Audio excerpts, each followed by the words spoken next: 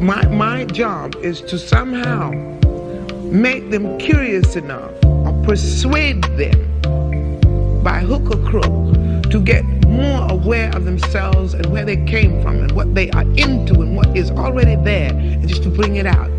This is what compels me to compel them, and I will do it by whatever means necessary. Welcome to the Black Girls Heal podcast, where we talk about healing our intimacy disorders, unresolved trauma, and building a healthy relationship with first ourselves and then others. Every episode, we will talk about advice you can apply today to break unhealthy patterns and grow in your self-worth. I'm Shena, Love Addiction Coach and Trauma Specialist. Let's begin. Hello, and welcome to the latest episode of Black Girls Heal. I'm sending you love and joy and happiness and compassion wherever you are. I pray that you are surrounded by people who celebrate you and that you are celebrating yourself on this fine day. So today's episode is going to be a throwback episode. I am still deep in the weeds of writing and also supporting women in our no contact, ready to let go support group. I just looked this morning and I have 18 notifications, so I need to go and see what the girls are talking about. We are a week in, and I'm just so proud of everyone coming with honesty and transparency and openness and saying what works for them and saying what doesn't, and allowing space for me to share another path and for them deciding what works for them. And so I love all of the women's participation so far, and I just pray that the rest of these 3 weeks together, because we are 1 week into our 4-week and some change experience, going into no contact. So it's been really great. But all that to say, I do not have a new episode, but when I was thinking about what I wanted to share, I was like, this is perfect, because of the things that I've been talking with many of you about in the DMs, in the community, and I think it's going to be right on time. So 2 years ago, oh my God, I can't believe it was 2 years ago. 2 years ago, I had a 4-part series, a 4-episode series where I talked about 3 mistakes I made while dating as a love addict, 3 mistakes I made dating as a love avoidant, 3 mistakes I made being married as a love addict, and 3 mistakes I made in marriage as a love avoidant. And I separated because I always get asked, can you relate to more than one? Can you also be love addicted in some relationships but love avoidant in others? And absolutely yes. And also, what does this look like when you're in a committed relationship? And so I did this 4-part series. And so today's episode is going to be 3 mistakes I made dating as a love addict. I remember when I posted this series, people loved it. They could really hear a lot of themselves in it. They really could, they got challenged in the right ways and they got encouraged in the right ways. So I'm hoping that posting that episode today will get that started. And so because that series has already been posted, if you like today's episode, you can go ahead and listen to episodes 100, 101, and 102 and just put it all together. But for now, we're going to throw that back. And I would love to hear what y'all got from it. As always, I love seeing your comments on Instagram and on Facebook underneath, where you tell me how it landed for you, where you tell me what you took from it, the DMs as well. So without further ado, let's go ahead and jump on in. Thanks for listening to this week's podcast. Before we get started, let's take a small break to say thank you to this week's sponsors. So I'm talking about mistakes that I wish I would have avoided when I was active in my love addiction while I was single and dating. And the first one that I want to say off the bat is I wish that I would not have overcommitted to persons or partnerships or relationships that I had made up in my mind were it, in spite of red flags. And so there were multiple relationships that I had or that I wanted to have that were giving me clear signs that they were not the right fit for me. But I had already created a story about why this relationship was it. So, and this could be with people who I had already had a relationship with, so maybe a friendship, or we had had a history in the past, or also just new potential people that I was dating. So, especially if I saw their online profile, especially if we had a lot of witty banter and connection, I made up in my mind from the first meeting or the first couple of interactions that this was it. And because I'd already made that commitment in my heart, because I'd already made that commitment in my mind, because I created this whole story about how we would work out in the end, I was committed to making that happen to completion. I was committed to seeing it out and giving this person chance after chance, allowing mistake after mistake to happen, rationalizing distance, rationalizing flakiness, rationalizing moments that I felt uncomfortable because I had already known, quote unquote, known, you can't see my air quotes, but I'd already known that this person was the one because I had written our story. And I wish that I would have learned to be more present in the moment in my relationships. I would have people that would tell me, you just need to have fun and, just be in the moment and get to know people. But I did not know how to do that. I had an on and off switch. So either I was fully in and fully committed and this person was going to be my future husband, or the only understanding I had of having fun was pretending to be aloof and pretending to not really care when really I still very much wanted there to be an outcome. I didn't know how to be secure and present within myself, even though I thought that I was. There was still a part of me that really needed the assurance that even though I was single now, that one day I would be partnered, right? And because if I was partnered, then that would mean that I was okay. That would mean that I wasn't broken. That would mean that I could rest easy at night because I knew that one day it would all work out and I would be with someone. And here's what I try to tell my students and people that I work with. The goal is not for you to not ever want to be partnered. I think that is a way that we gaslight ourselves. And I think that is a way that we put ourselves under really unfair standards to be these eunuchs who never desire a relationship when it is human to want to be partnered with someone. The difficulty or the way that this leads into love addiction is the belief that if I am never partnered, that it is evidence that I was never good enough, right? There's this need to be chosen to validate when your existence is valid, no matter who is attached. So I can know and fully rest in the fact that I am worthy. I can fully rest in the fact that I am amazing and that I would be an excellent partner because I'm already an excellent friend, because I'm already an excellent person, because I came into this world with inherent value. And the partnership is just one more aspect of my life. It is a detail. It is not the mountain peak. And I would hear these things, but because I had unresolved trauma, because I did not have a good locus of self-worth within myself, I didn't know how to actually make that ring true. I would say affirmations about my worth. I would do things that were the outward actions that supposedly prove that you love yourself and prove that you are secure in your singlehood. But because I had these wounds on the inside, it was all just fake, which is why when I would get into these relationships and commit to these people, even when they were not treating me in the way that someone with inherent worth deserved to be treated, when they weren't pursuing me in the way that I was pursuing them. And sometimes, y'all, just to be clear, pursuing does not mean that you are, chasing after this person and answering all their calls or doing whatever that looks like. Pursuing could just mean that they have an unlimited box of opportunities to just mess with you. I wanted to say fuck with you, but I'm trying to only use my curse words for whenever I really need that emphasis and value. But yeah, just giving people multiple opportunities to just let you down.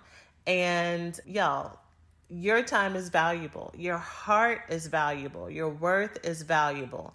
So yeah, that is a mistake that I wish that I would have understood, to not commit to people who had not earned the ability to be trusted with my heart, right? I was easy to love, or I was easy to give love, which leads into the second one. So there's going to be a lot of overlap with these mistakes because they're all connected. But another mistake that I made is I rationalized the fact that I would rationalize red flags. So what that means is I would justify and explain away all of these things that were happening that didn't make me feel good. And I would try to take ownership of it. And I would try to take responsibility of these things that were happening. And one of the things that I would say, and it's kind of like a badge of honor, and I've actually heard it very recently with someone who was talking about their story and talking about learning how they are an empath and how they just see the best of people. And, it's just something that happens. And here's the thing. It is totally good for you to see the best in people. We need you to balance out those of us who might be a little bit more cynical and those of us who might be more skeptical. That's the yin and the yang. We need people who are open-hearted. But I would say this thing about, I just believe in love and I believe in expecting the best of people as an excuse of why I didn't have to do my own healing work to realize why I was so willing to let people run all over me. So because it's just inside of me that I expect the best of people, it's something that I could not change. It's something that's just inherently a part of me. So when bad things happen, I don't have to do this self-healing work to figure out why I was letting this happen. I could just rest in the fantasy that one day I would meet somebody that would make it all better. One day I would just meet someone who would just magically know how to cherish me and treat me and treasure me, and it'll all be worth it in the end, right? That fairy tale thing that we have. But what that belief does is it puts us at risk of years and years of mistreatment because we're hoping, like Bambi or like Cinderella, that one day someone's going to see our true inherent value. They're going to see that princess energy. They're going to see that lover angel energy inside of us and be so attracted and so drawn to it that they're going to sweep us off of our feet and just show up for us, right? And this is across the board. If you operate from a place of love addiction, this is for my ladies who are very overt in your please love me and rescue me and treat me, and you're very outwardly dainty. And this is also happens with my high-powered CEOs and C-suite ladies, like that. Whether or not you show it or outwardly or not, it's shown in the relationships that you take. It's shown in the power that you give to partners to be your everything, to be your knight in shining armor, or your nitrous in shining armor, or your person in shining armor for my non-binary folks. It is a constant releasing of your personal ownership and hoping that someone will magically know how to heal you and how to love you when you don't even know how to do that for yourself. When you don't really have those requirements for yourself, when you don't even have your own base standards.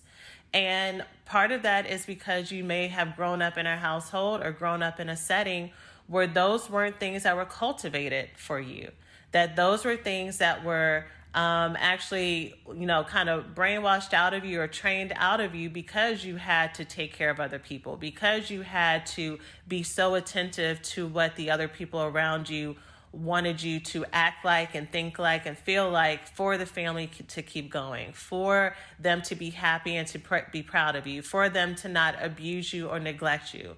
Right? You didn't have the space to figure out what you wanted. You didn't have the privilege to figure out what it is that you needed. And you kind of also learned that it was easier to be with partners or be your friend groups or be in situations where there was someone who made those decisions for you. And so it makes sense that it shows up like this in your romantic partnerships too. But going back to my original point about it just being this inherent, like I just love people and I expect the best of people and I'm powerless to change that, there is a balance between being someone who is optimistic and being someone who sees things in reality. So I can see you and say, you know what? I know that you can show up as this best version of yourself. I see the potential in you. And I also see that this is actually what you're capable of. And this is what you actually can give me. And also, thirdly, I know my worth and I know my value. I know that even if this is your best and maybe one day you can give this to me, I actually don't have to take this because it would be detrimental to me. I do not have to self-abandon me to show up for you. And if it requires me to abandon me and take what you're giving me, in order for you to figure out if maybe one day you may want to turn and love me, we may not be the best fit. Hey, we hope you're enjoying the podcast so far. Let's take a quick break to say thanks to this week's sponsors. So I just had the most wonderful experience with my new cardiologist. Him and his staff were always so lovely. In this appointment, he took extra time with me explaining all the results of my tests, ensuring I understood what was going on, and asking me how I felt. I felt so comfortable, and you best believe I'll be leaving a review for him on ZocDoc so others can find him and get the 5-star treatment they deserve as well. ZocDoc is the only free app that lets you find and book doctors who are patient-reviewed, take your insurance, are available when you need them, and treat almost every condition under the sun. Surprise twist might work for podcasts, but not for medical care. With ZocDoc, there are no alarms, no surprises, and you can choose from thousands of patient-reviewed doctors and specialists, browse doctor profiles, upload and verify your insurance information, and get the care you need. Go to ZocDoc.com/BGH and download the ZocDoc app for free. Then find and book a top-rated doctor today. Many are available within 24 hours. Again, that's ZocDoc.com/BGH, ZocDoc.com/BGH. Surgeons keep our hearts beating. They do the amazing, help save lives, and so can you. Your CSL plasma donation can help create 24 critical life-saving medicines that can give Grandpa the chance for his heart to swell when he meets his new grandson, or give a bride the chance for her heart to skip a beat on her wedding day. Every plasma donation helps more than you know. Do the amazing. Help save lives. Donate today at your local CSL Plasma Center and be rewarded for your generosity. Dunkin' Iced Radio, take one. Dunkin' Iced Coffee is... Ooh, sorry, one more time? Dunkin' Iced it... Ooh, Kelly, we're trying to record a timely summer-focused radio spot for Dunkin' Iced. Can you stop with the shaking? But this is the sound a Dunkin' Ice makes. Maybe you should keep it in? Well, yeah, that's actually a pretty good idea. Try all the Dunkin' refreshers, iced coffees, cold brews, and lattes. Dunkin' Iced. America runs on Dunkin'. Right? Again, I can still see you, and I can still love you, and I can still support you, but I am not required to be in partnership with you. To be in partnership with me is a gift. It is a privilege. And that doesn't mean that I'm conceited. That doesn't mean that I'm based in ego.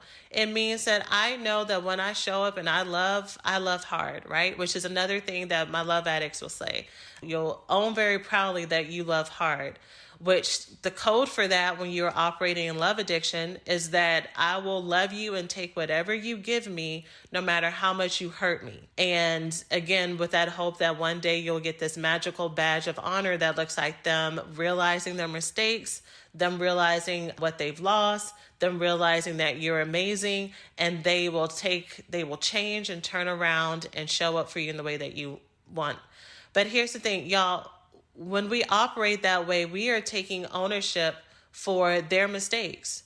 We are saying that the reason why they are acting the way that they are acting is because I'm not doing enough, is because I'm not pretty enough, my ass isn't big enough, is because my sex isn't good enough, is because I'm not smart enough, is because I need to work on my attitude, whatever it is, when that person has their own issues that they have to work through. They have their own healing work. They have their own shadow work that has nothing to do with you.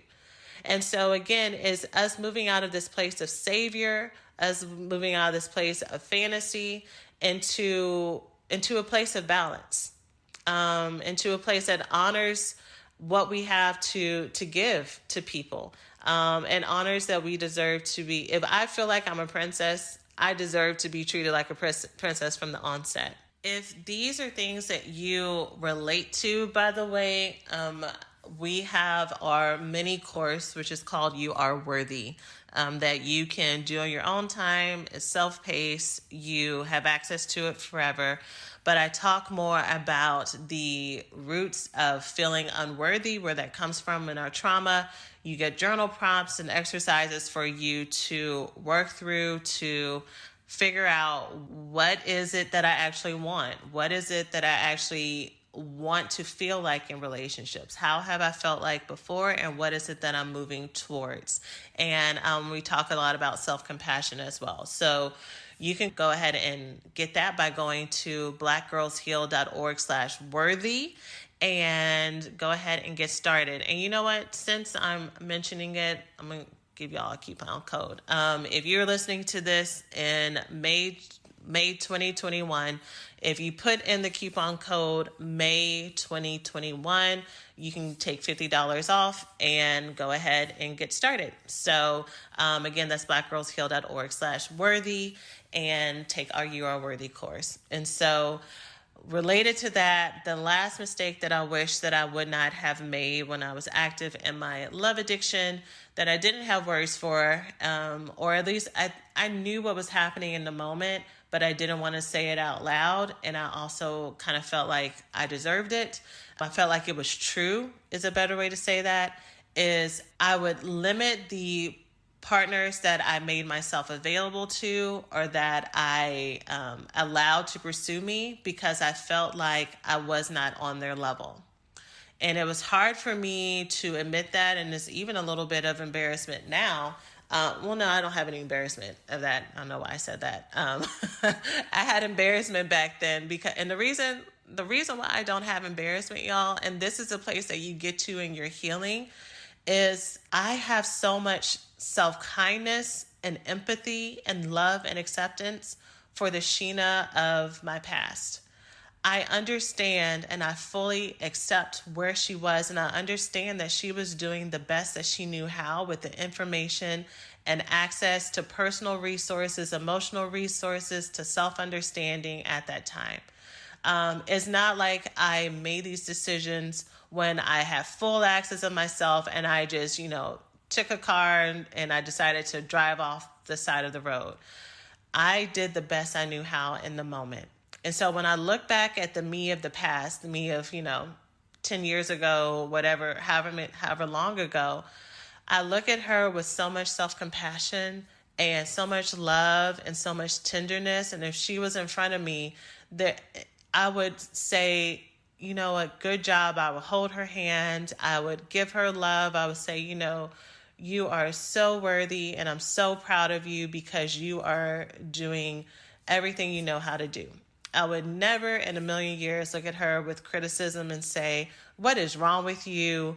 Girl, you slipping. You are making so many mistakes right now. You are missing out, because that's only going to add on to the shame and low self-worth that she's already experiencing. Right? So many of us are so geared towards self-motivation, looking like kicking ourselves. And that kicking ourselves may get us so far, but really is keeping you stuck. Because if you are making mistakes based out of shame and you just pile on more shame, how is that supposed to break you out of that cycle? Right? We sometimes believe when we don't have access to self-kindness, when that has not been modeled to us by caregivers and people around us, or when people are only nice to us, when there's like a catch-22 happening, treating ourselves with kindness seems like a trick. It seems like coddling versus healthy self-love and healthy interaction.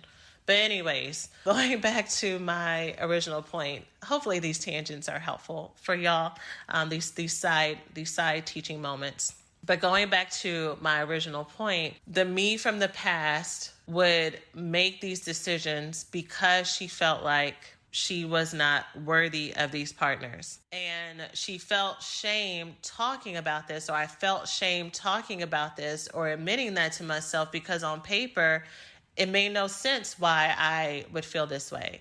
I was well liked. I was funny. I was cute. I had a great job. I loved the Lord. Like, it makes no sense why I could walk into a room and immediately cancel out certain people because I felt like they were better than me. When I know, especially according to friends and family and my therapist, that I should totally not be intimidated. So I could never admit that to myself, that I was intimidated by people. And the way that it would look like is I would make all these justifications of why they wouldn't want to date me. So like, I bet he only likes white girls, or I can't keep conversation up as well as he does. He's super witty and I'm not really that good at banter. Or, he's really athletic and I barely do any exercise, so there's no way that I could talk to him. Or he only likes women with this shape size, or this person only likes girls who are light skinned, or this person only likes girls who have long hair, or this person only likes girls whose natural hair looks like this. There was always some justification, but the common denominator was that I did not feel enough. And when you operate from this place of not feeling enough, what you do is you take partners who are almost what you want them to be. And you stay in relationships with people who almost treat you how you want to be treated. It's close enough so you'll take it and you can work with it, right? Instead of knowing that the desires of your heart are there for a reason, and standards are there for a reason. And it's okay to ask for what you want. And it's okay for me to, and people are just people. There's no one who's better than you. And there's also, there's no one who's less than you either as well. For those of us who operate from a place of ego, from a place as self-protection, that we go into kind of looking down on people. But either way, it's all neutral. So the person that you want to be connected to, you deserve to talk to them. And they deserve to get to know a wonderful person like you. But I didn't know that back then. I didn't believe that, right? I might have heard that, and I might have even said that to other people, and I might have even given it as advice to my clients when I was operating as a therapist. But I didn't receive that for myself. It was true for other people, but it wasn't true for me. And so that goes back to, we really have to do our own self-healing work, or we will limit what we receive and what we give in relationships. And since I just mentioned the word receive, I said in an earlier version of this episode when I was recording how for some people it is their story that they end up in relationships. They have a whole history of broken relationships, and they end up in relationships with someone who is amazing and who does treat them in the way that they deserve, and they don't understand how they got to be so lucky. I've worked with those women as well, and this might be you, or it might have been you in the past.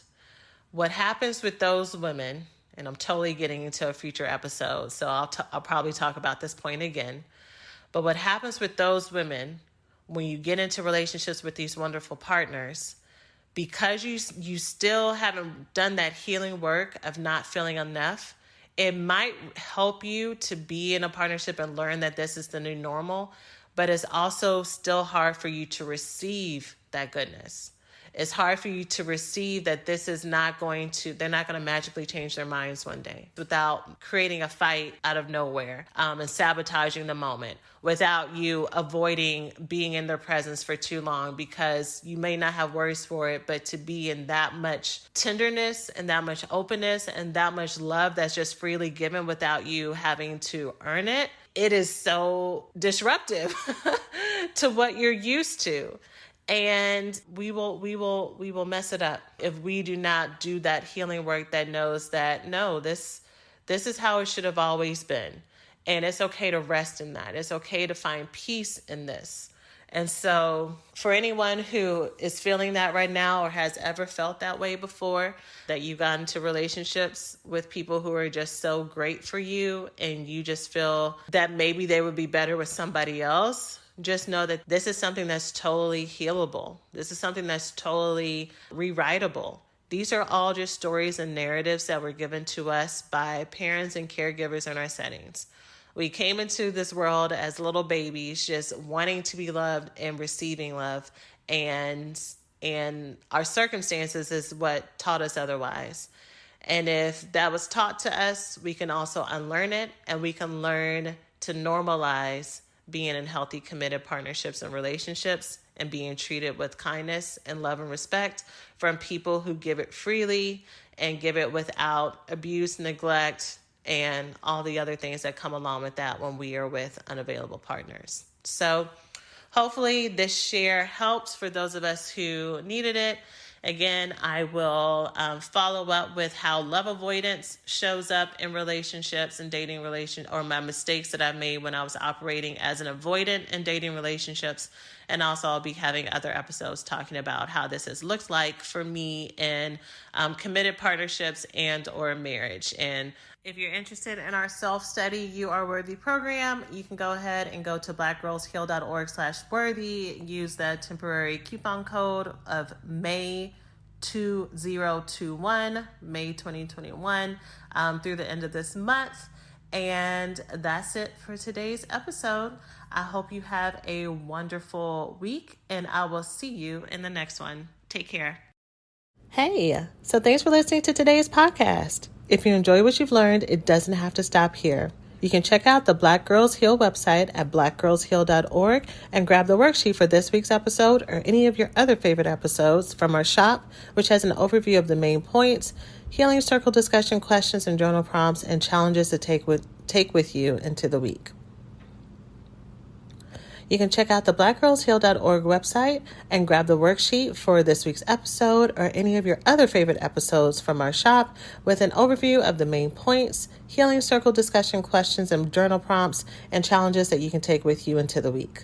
Also, you can check out any of our other self-study and coaching programs, resources, and freebies to help you heal from the intimacy disorders of love addiction, love avoidance, love deprivation, and the trauma that causes it. The best time to start or restart your healing journey is now. We hope you enjoy all of these resources, and until next time, remember you are so loved, and we'll see you in the next episode. Take care of yourselves. Surgeons keep our hearts beating. They do the amazing. Help save lives, and so can you. Your CSL plasma donation can help create 24 critical life-saving medicines that can give Grandpa the chance for his heart to swell when he meets his new grandson, or give a bride the chance for her heart to skip a beat on her wedding day. Every plasma donation helps more than you know. Do the amazing. Help save lives. Donate today at your local CSL Plasma Center and be rewarded for your generosity.